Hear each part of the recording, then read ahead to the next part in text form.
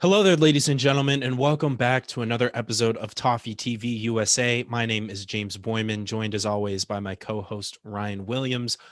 On today's episode, we just finished a massive recording for the American Toffee podcast, talking about Everton's annual general meeting and some of the high-level takeaways from there. But in this episode of Toffee TV USA, we wanted to talk about the January window and what business Everton may or may not conduct throughout the rest of the month. And I think it's a really interesting question given Marcel Brands' statement at said AGM, where he said, quote unquote, we don't expect to sign new players during this window. It's really interesting use of words and leaves himself, I think, a little bit of wiggle room, Ryan. But what did you make of that statement by Marcel? Well, to put it in context, and we've got to give props to our, Patty Boylan and Greg O'Keefe from The Athletic. They put forth a very good article that gave a little bit more context behind that quote. It sounds like at the AGM, Brands backtracked a little bit, saying you'd still monitor the window, which I think is a good idea. That's wise. So, you say something like that, it kind of sounded very absolute. I don't think that was the intent behind it. But either way, I don't want to steal the contents of the article. It talked a lot about still trimming down the squad. And it's true. It's still too big, especially in certain positions. But, we did a very large American Toffee podcast episode about the January window leading up to it. And one of the things we talked about is Marcel Brands' transfer business, his history, in which he almost always did business in January buys. I think there may be two windows out of like almost 20 at the two previous Dutch clubs, as well as Everton, where he did not buy a player. Now, it may not have been massive. And one thing, for sure he's going to do is move people out. We're still in that situation. So sure enough, almost right off the bat, almost like walked out of the meeting and signed the paper. I don't know. And what we're going to do this episode is we're going to go through some of the moves that have been made. A couple have been made, and some of the rumors out there on certain players on outs and ins. And we'll go through them, do some analysis. And we've done a lot of work. We watch these players pretty intensely. I certainly do. And we'll get into it a little bit, and hopefully our audience will appreciate some of the analysis. And we'll talk about how the likelihood of some of these things happening, because it is silly season right now. But this one appears to have actually happened, considering we've seen Jarrad Branthwaite already play a decent match as well for Blackburn Rovers. So Patrick Boylan, I don't know if he broke it, but I'll quote him. He's joined Blackburn on loan until the end of the season. He's likely to go straight into the Rovers squad for the game against Stoke at the weekend. And sure enough, he did. They didn't necessarily perform well. By all accounts, he did. Alan Myers, again, friend of the program. We love Alan. Alan has a quote from Jarrad himself. I've been pushing to get this done, to have the opportunity to come to such a good club and play football. It's something I can't wait to do now. For a guy that did get some chances in the first team last year, but really is straight from, in essence, the fourth division of English football, this should be a challenge for him. And I'm excited to see how well he did. I'm not surprised he went straight into the 11. For context, Blackburn are 11th in the championship, at least before the match, at 33 points.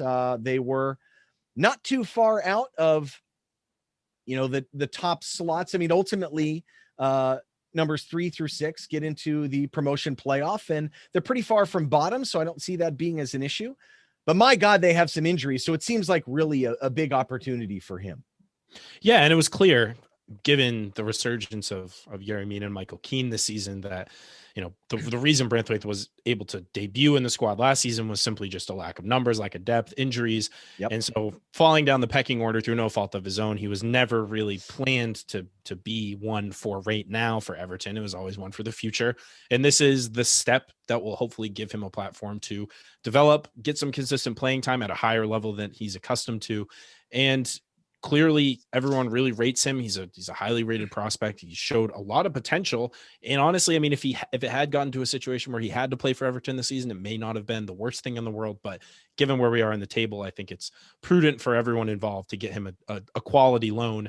And I think he did just, Marcel and Branthwaite's agent, they did just that, getting him to Blackburn. I think it'll be a good platform, not in a relegation scrap, not necessarily fighting for promotion, but a place where he can play regularly and contribute to the team and further develop. Yeah, we'll see how it goes. It's definitely not a Lewis Gibson situation where he brought in a player where they already have a key player at that position. He's going to play that left-sided center back alongside Dara Lenihan, I think. They have long-term injuries out to Scott Wharton, who was coming in, but Derek Williams, who was their starter at left center back and is a good player, he's out.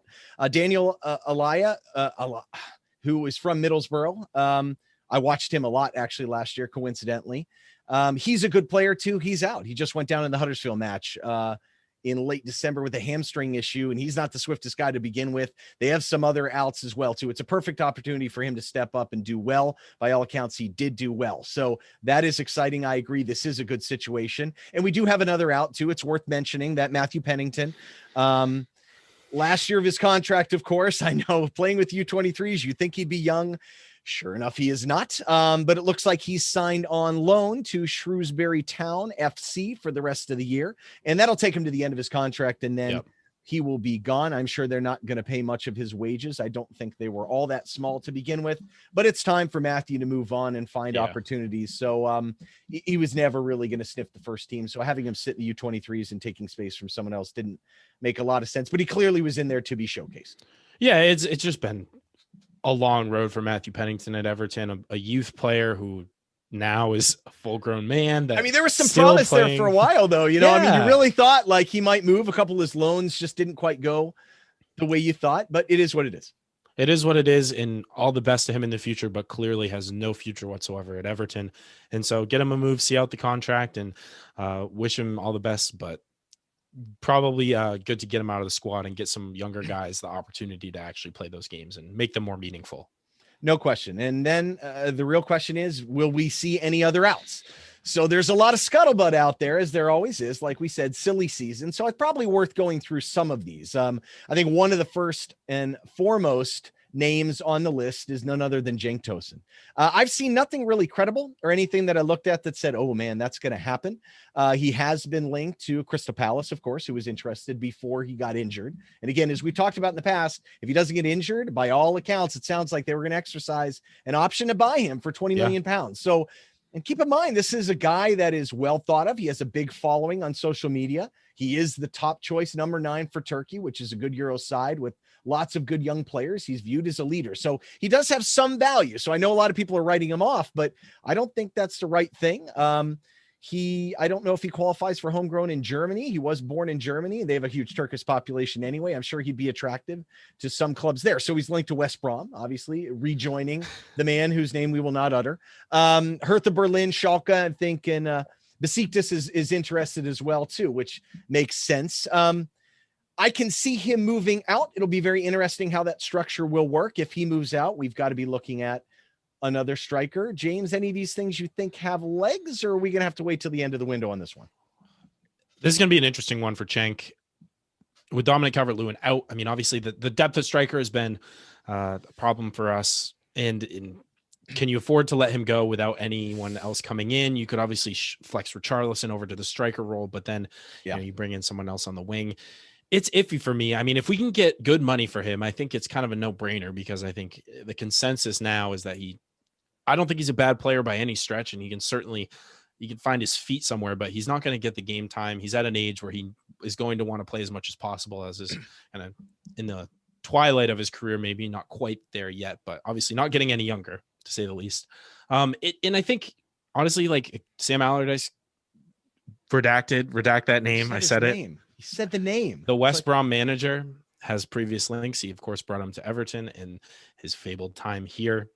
I think that could honestly make sense. I think they may need a little more. They obviously got to win this weekend, helping them in their relegation fight, but they could use some more reinforcements up front. I mean, they're not a good overall side. So I could see him looking and leveraging his position as new manager to make a move for him. In Germany, again, would make sense. Any number of clubs would take him, and he can contribute there. But I think at this point, it's just what are we asking for him? What do we perceive his value to be coming off that long-term injury? Is he really the same player? And if he's out the door, I don't think anyone's going to be too upset. That's just not a great fit. You know what I mean? Yeah. He's kind of a tweener. He's not a target guy, never has been. He's more kind of a poacher and isn't blessed with tremendous athleticism. No. I mean, you see the class in his finish, obviously against the last match and things. So he's got some things to offer, but maybe not in the Premier League and not for a club with our aspirations, I don't think. No. I think one of the other moves that's very interesting, which I'm sure tried to happen, at least in the summer, Marcel Brands probably was trying to move Jonjoe Kenny. And that's a tough one too. He's a local lad, and I think we all want to see those guys do well, but I just don't know if he has the physical characteristics to be the guy at right back for a team that really wants to push for Europe. It sounds like there's some talk about a permanent. So we've got a couple links here too. Welt And I'm using Toffee targets, by the way, and Christian deserves credit. He compiles these really well and puts them out. So check out Toffee targets if you really want to get relatively up-to-date kind of rumors and transfers and stuff. He brings it in from different sources. Schalke is interested in bringing him back, possibly on a loan. We know they have financial issues, but if someone like Kabak, their center back, goes back, or they have a couple of big sales, you never know. I mean, they don't really have a legitimate right back, a traditional one.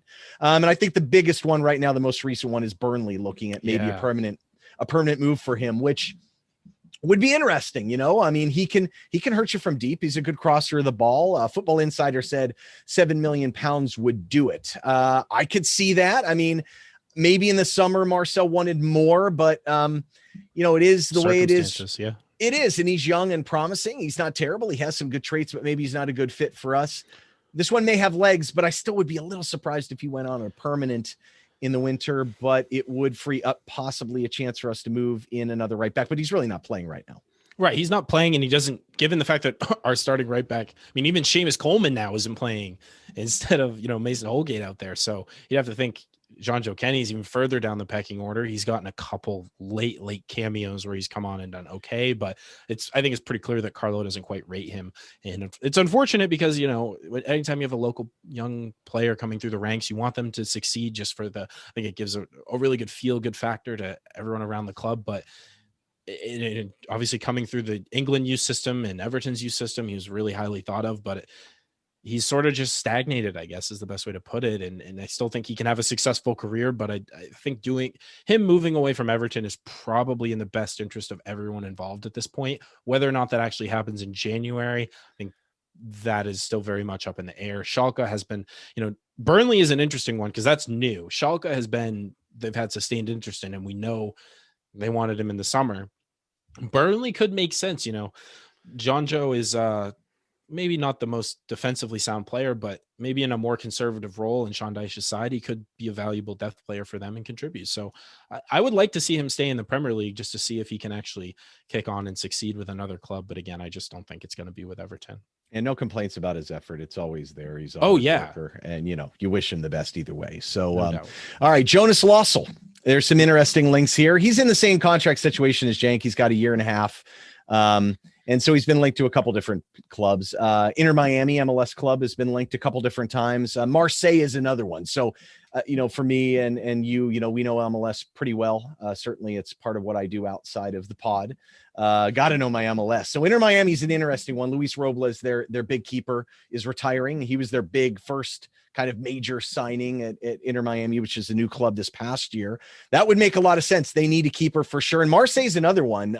Apparently Steve Mandanda, who has had an amazing year this year, he's their first choice keeper. I mean, his numbers are crazy this year. He's plus 1.9 in terms of expected goals versus actual goals conceded, makes him sixth in the league. His save percentage is over 73%, puts him eighth. That's out of 22 keepers. That's a pretty good season for him. He went down against PSG in the Trophée des Champions. I don't speak French. That's fake. Trophée des Champions. Thank you. Yeah, you've got me on that one for sure. But he went down, and I don't know how serious it is. There was some indication that it might be. I don't know if they have the faith in the back keeper, and Lossell has been a starter in the past, so that's not a crazy idea. Surely we don't have a lot of space for him now. We already have too many keepers, and João Virginia can fill that third keeper role, no problem. Yeah, no problem. I mean, Loso's a weird one because people were kind of excited that when he first came in that he'd provide that much needed competition for Pickford, and it seemed like he never got remotely close to challenging him for that starting spot. So it seems like Robin Olsen in some ways is Jonas Loso 2.0 coming in and providing that much needed competition, but you don't need three keepers in a first team Premier League side. So, and if you do have a third one, a guy like João Virginia, a younger kid who can come in and gain some experience, is probably much more valuable. So it's unfortunate because I think Lossell did all right when he was with Huddersfield, and there's a reason we signed him in the first place, but he hasn't shown anything since that would make me think he's worth keeping around.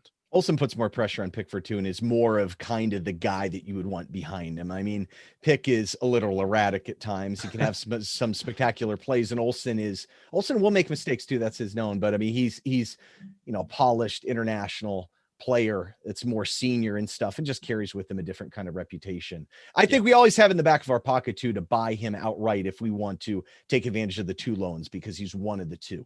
Right.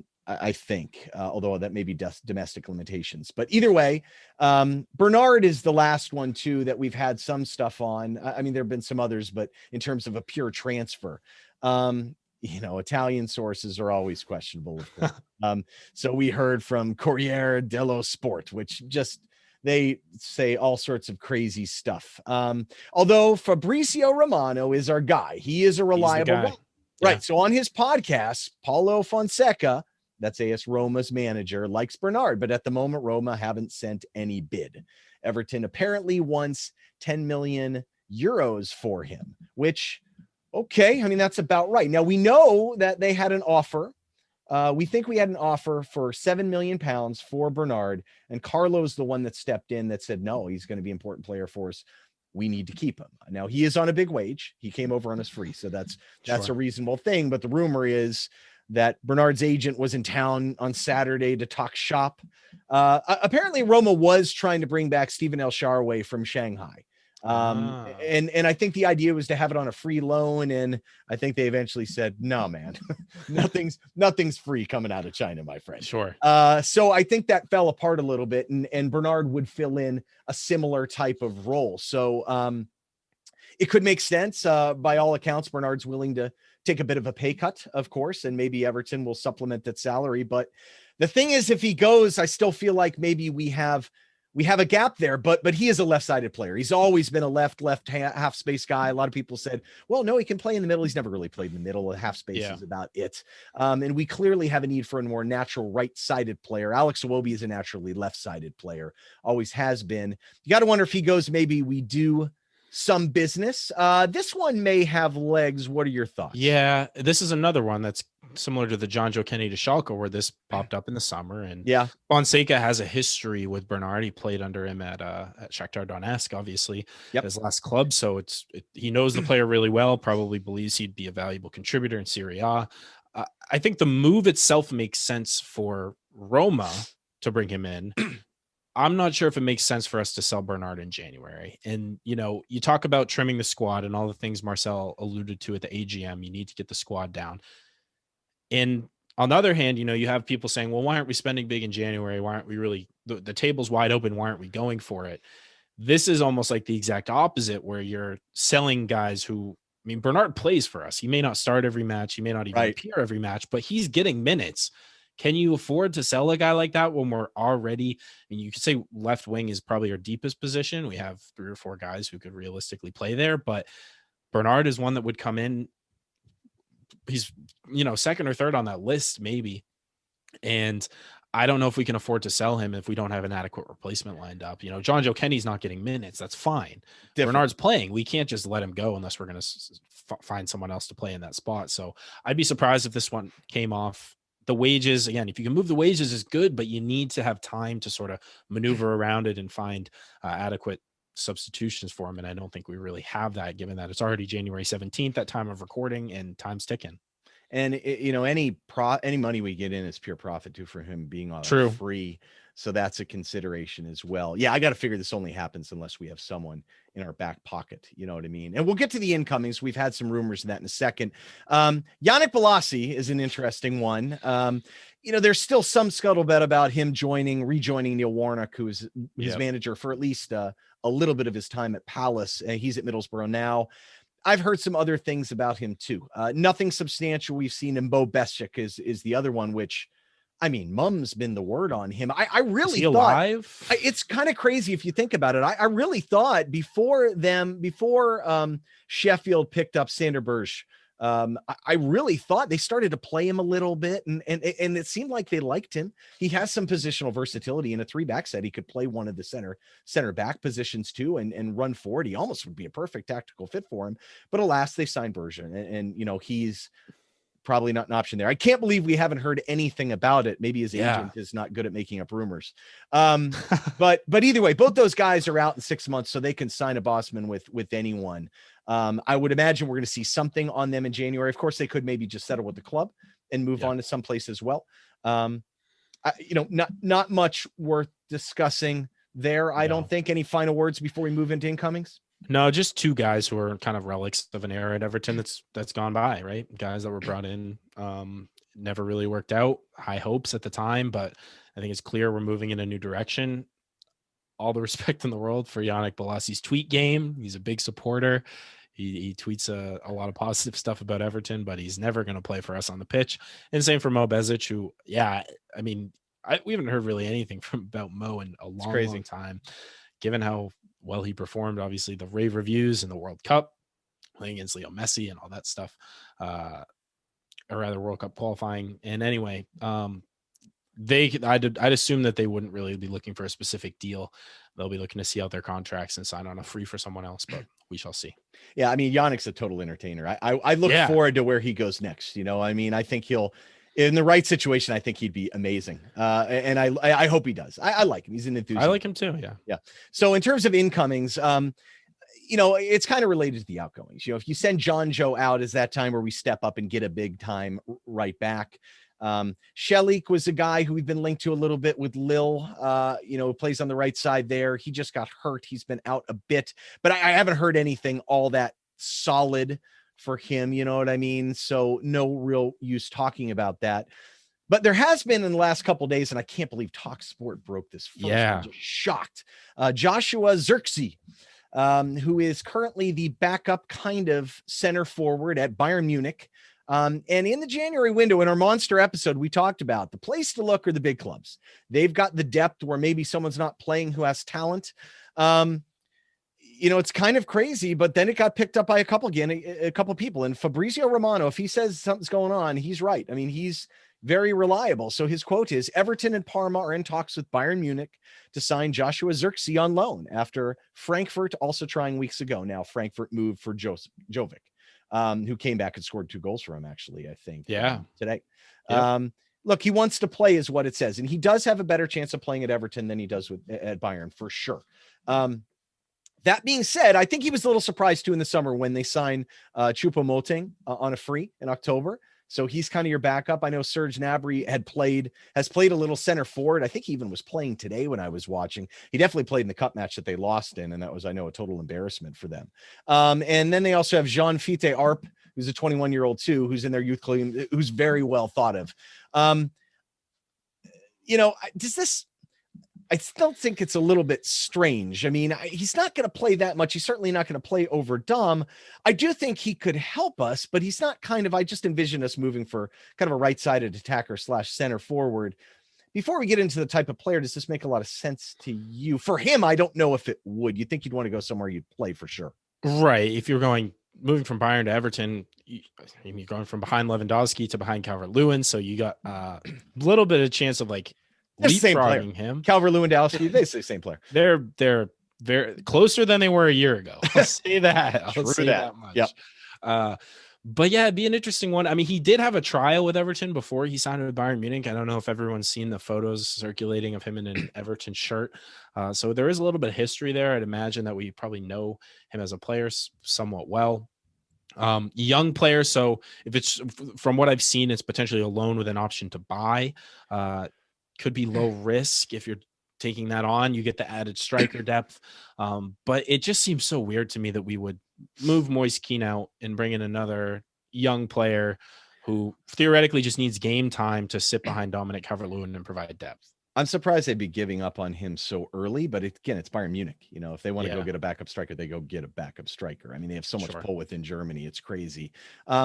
The player itself, he's not what you think, though. I think everyone sees, big 6'3" guy with crazy hair and thinks he's this domineering aerial threat. He's not really that much like Dominic Calvert-Lewin. He doesn't really play big. He's not going to rise over players and attack the ball in the air. He may kind of lean into him, bump him, and create some space for himself and kind of hopes it lands more on his feet. He's not reckless at all. He is incredibly composed. His movement in the box is excellent. I mean, he may lose his marker and hit an open header, but he's a really calm guy. So what I've seen of him is he plays mostly with his back to the goal. He'll come back to the ball a lot. He's a very good possession player. The first touch is a little inconsistent at times, but I mean, he's more of a distributor. You know what I mean? He has great balance. He is a very good athlete. He can press too in defense. You see him and he's not like this crazy fast twitch guy, but then you see him pursuing the pressure and he can move, and he is 6'3". He's a big guy. He's got crazy hair. But yeah. And he's light on his feet. He's great with the first touch shot. You see it a lot.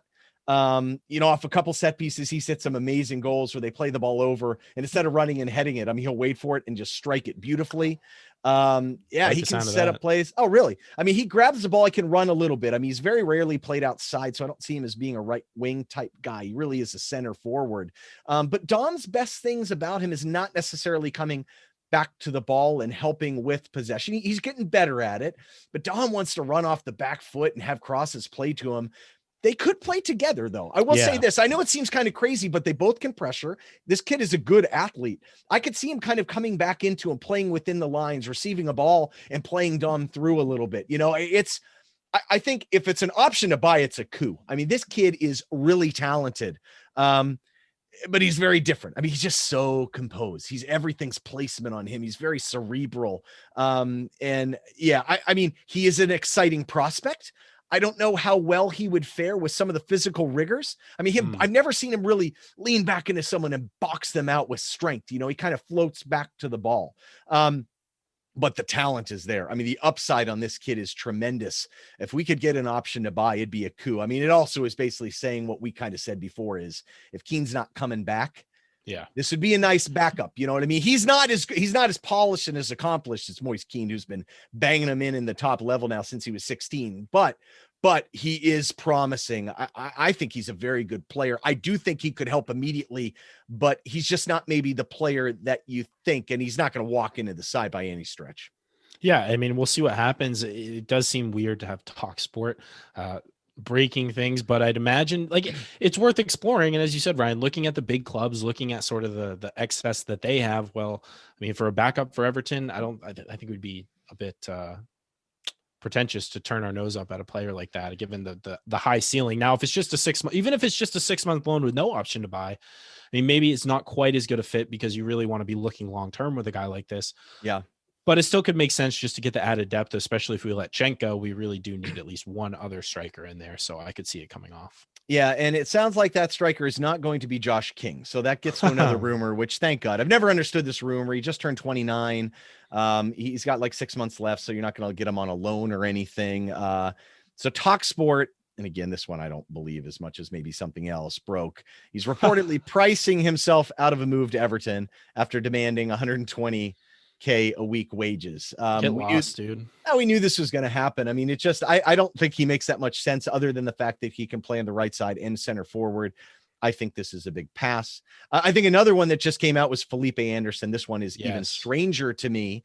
As a player, it's interesting. He kicked on at first with West Ham, but when he came to West Ham, he was like tearing up trees. People were like, he was getting, at the time he's an older player, but like him and Richarlison were like these kind of upstart Brazilian guys. He made a big impact, but things have gone south for him ever since. Yeah, he's not that old. I mean, no, he's not, but he's older than Richarlison. Yeah, he is. I mean, he's 27, it would be strange again. I mean, why would we want to help out West Ham and giving one of their guys? I mean, he's been on loan at Porto and they don't want him anymore. They're not playing him there, which kind of makes you a little concerned. Now, they're pretty good though. I mean, in his defense, but I just don't, that seems a little crazy. Why loan him? You knew what he was, but I mean, I feel like he's on 85K a week. Yeah. It would be strange. I mean, they paid 35 million pounds for him. So I don't, this one seems strange to me. It could be a dare to be great type situation, but maybe on a loan. Why would they strengthen a team right above them in the table? And the logistics of it don't make sense. If you take it just straight up, the player himself, if the money's right, I would take a flyer on him to see if he can come in and provide, depth in our wide areas. But maybe if you take in all the extra kind of factors, it makes less and less sense the more that you consider. And he's more of a left-sided player too. I think that's true. Where he's been more successful. Yep. And again, it's a little redundant. So I'm not sure I believe that one. Maybe that's send out Bernard, bring in Felipe, Brazilian for Brazilian. Yeah, it just seems too easy to make that one up. You know what I mean? Yeah. And so the last one, Moises Caicedo, is one that we've talked about already. I'm not going to hit this into the ground. This one hurts for me personally. He's 19 years old. I love this kid. I think he's a super prospect. He is press resistant. He's already shown the ability to play at the highest international level and the Copa Libertadores, which is not an easy competition to play in. He is so good on the ball in terms of possession. He's calm. He's sophisticated, advanced. He's a good athlete. He's strong already. When he gets stronger, I mean, he could be absolutely lights out. It looks like we were in the race, but Brighton is now, according to Fabrizio again, confident to sign him in the next days. The agreement with Independiente del Valle, who's a really good club this year, by the way, in the Libertadores. 6 million euros. God, I mean, that's the type of opportunity. They're just waiting on a work permit. Brighton has struck again. You know, they pulled Jacob Moder out of a hat. He's going to be joining the club now. McAllister was another one they got from Boca, I believe, South American player that's super talented that you're kind of like, whoa, how the heck is Brighton pulling this off? I feel like we missed a trick here, but look, we do have a very crowded midfield and maybe now is not the right time.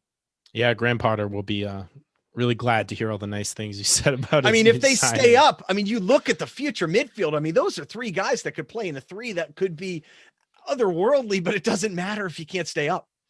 I think they have more than enough talent to stay up, but they just should.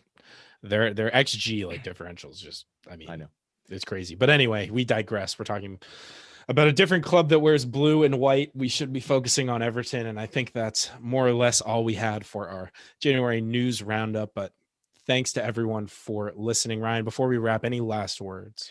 Well, as they come across and as rumors go, we'll watch them, do our best job of looking at them.